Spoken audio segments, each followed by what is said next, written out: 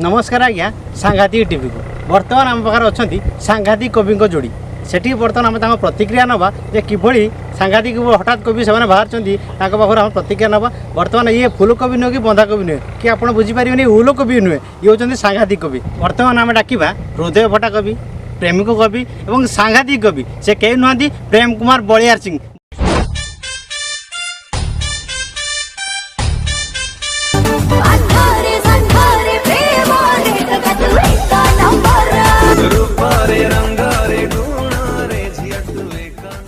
जहाँ बहुत दूर आसिक पहुँची गले आमर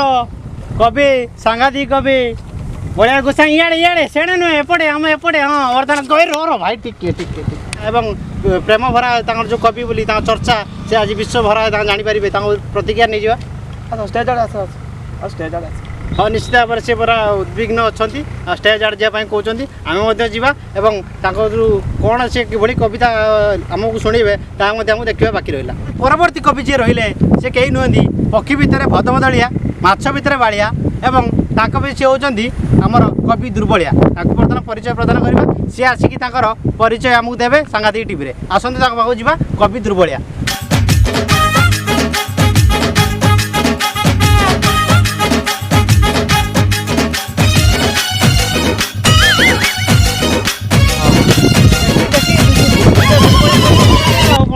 बर्तमान मुझे कहूली पक्षी भितर भदभदलिया माछ भितर बाड़िया आम कवि बहलिया सी होती दुर्बलिया आम परिचय नहीं दुर्बलिया कवि तुम कि अच्छा बर्तमान आम स्वास्थ्य ठीक अच्छी तो कहवाक तो अनेक अच्छी कि कहले सरीज आसतु आगू कह ठीक अच्छे प्रतिक्रिया देवे पछरे बर्तमान आम परवर्ती कवि इंट्रोड्यूस कर परवर्ती कवि जी है ग्रह भितर मंगल फल भितर लंगल पाठ भितर भूगोल से कई नुहति आम अति प्रिय कवि अनाम चरण पाकल बर्तमान से आसिक थालेश्वर आसी पहुँचते आम पाखे हारामी थालेश्वर मालेश्वर को जापर कैमेरा जाए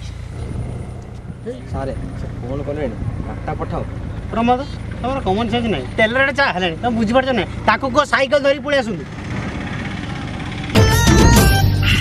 बांगिरी माता मुलो ठुणुका बाबा संजन हणु मठ कबाट दबा बर्तमान जे चतुर्थ नंबर कवि हेले से कई नुहति पुरपल्ली में सब परिचित समस्त जानते और बहुत बड़ा रेकर्ड अच्छी रेकर्ड खराब अच्छी से कई नुहति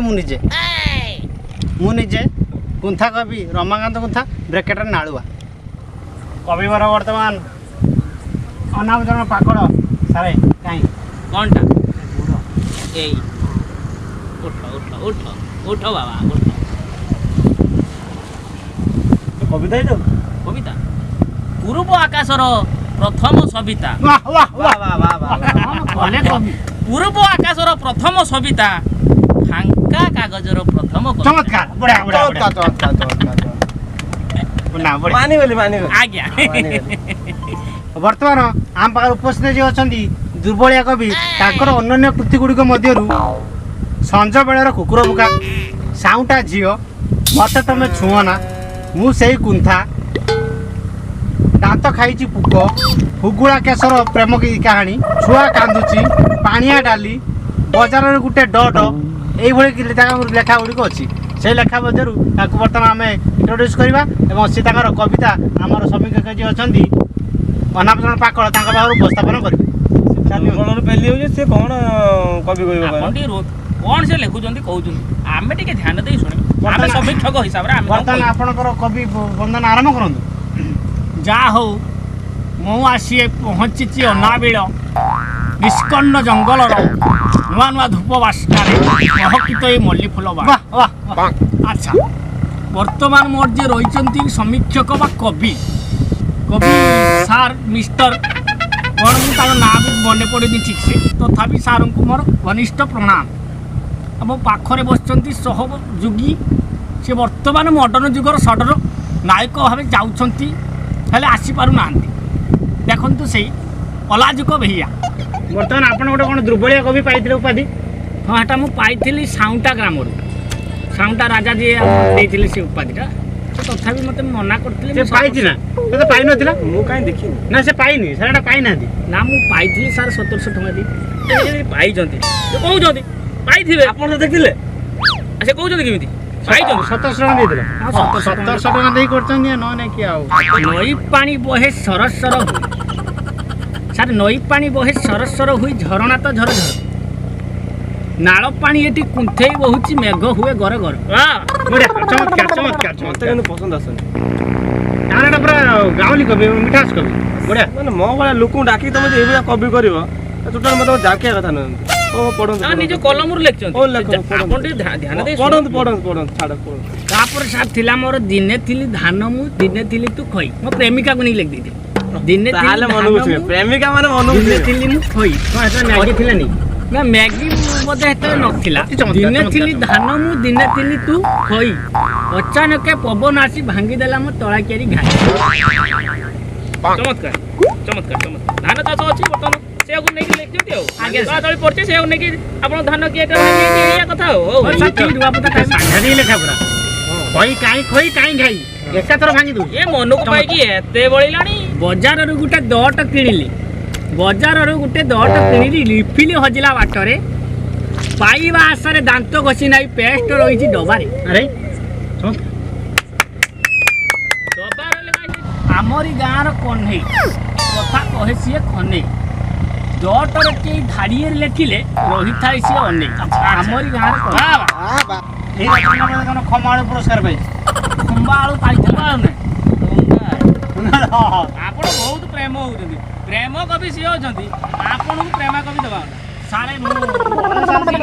ଅପରାହ୍ନରେ ତଥାପି ମୁଁ ଲେଖିଥିଲି ତମେ ଯେବେ ଚାଲି ଯାଅ ବାଟରେ ଆଚ୍ଛା ରକା ପଶିଯାଏ ମୋ ଛାତିରେ ବାଃ। ଅଣ୍ଟାରେ ପିଠିରେ ମୁଁ ଶୋଇ ପଡ଼େ ତମ ଦାଣ୍ଡରେ ପିଣ୍ଡାରେ ବାରଣ୍ଡା ଜାଗା ନାହିଁ ଦାଣ୍ଡ ପିଣ୍ଡାରେ ଘର ଭିତରୁ ଗଲେ ଦାଣ୍ଡରେ ଶୋଉଛନ୍ତି ବାରଣ୍ଡାରେ ଶୋଉଛନ୍ତି ତାଙ୍କୁ ଦରଜା ମୋଡ଼ ଶୋଉଛନ୍ତି ଆଗରେ ତ ପଲଙ୍କ ଉପରୁ ପଳେଇଥାନ୍ତେ ଜାଣିଥାନ୍ତେ କଥା ସରଥାନ୍ତେ ତମର ତ ଯୋଉ ସାର୍ ସିଆଡ଼ିକି ମୁଁ ଆଉ ଯାଇପାରିଲିନି ଜ୍ୱର ଆଇଲା ଶୁଣନ୍ତୁ ସାର୍ ତମର ତ ଯୋଉ ଚେହେରା ଭଳିଆ ତମ ହାଟ ଆଡ଼କୁ ହେଇଯିବ ଏଭଳି କବି ଲେଖନ୍ତୁନି ଯେ ସମାଜ ପାଇଁ ଅତି ଖରାପ ଆପଣ ଲେଖନ୍ତୁ ଭଲ ଶିକ୍ଷଣୀୟ କବିତା ଲେଖନ୍ତୁ ଏ ଯୋଉ ହାଟ ଫାଟ ଲେଖୁଛନ୍ତି ଭାରି ବିଚିତ୍ର କଥା এটা ହାଟ ଚୁକ୍ ହେଇଯିବ ଆମେ ପୁଣି କବି ଆପଣ ପାଇବୁ ବୟସର ଅପରାହ୍ନରେ ଯାଇ ପହଞ୍ଚିଲେଣି ଏତିକି କହି ମୁଁ ମୋର କବିତାକୁ ବିରାମ ଦଉଛି କବି ମଣ୍ଡଳ ଜୟ ଆପଣ ଦୁର୍ବଳିଆ ଲୋକ ଆପଣ ଚାଲିଯିବେ ନା କ'ଣ ଏଇ କିଏ ଅଛରେ କିଏ ପ୍ରେମିକ କବି ଯିଏକି ଆମର ଅଛନ୍ତି ପ୍ରେମାନନ୍ଦ ଗୋଛାଇ ସେ ବର୍ତ୍ତମାନ ବହୁତ ପ୍ରଫୁଲ୍ଲିତ ଉଲ୍ଲସିତ ଏବଂ ଆନନ୍ଦିତ ତାଙ୍କ ପାଖରୁ ଆମେ ନେଇଯିବା ପ୍ରତିକ୍ରିୟା ସେ ତାଙ୍କ କବିତା ଗୁଡ଼ିକୁ ଆମକୁ ବଖାଣିବେ ଆସନ୍ତୁ ତାଙ୍କ ପାଖରୁ ପ୍ରତିକ୍ରିୟା ନେଇ ହଁ ମୁଁ ଜାଣିଛି ମୋ ये तुम्हें राजकुमारी ये तुम्हें राजकुमारी खाऊच डेली लेज कुरकुरी मने पड़े तम कथा बहुत भारी मने पड़े तम कथा बहुत भारी पहले तमे आउ कागो नहीं पळेछ मु एठी जपुछ हरि हरि ପୁରା ମନରୁ ହୃଦୟରୁ ତମେ ହିମାଳୟ ଉତ୍ତର ପ୍ରଦେଶରୁ ତମେ ଲେଖିଛ ଯାହା ଜଣା ପଡୁଛି କଥା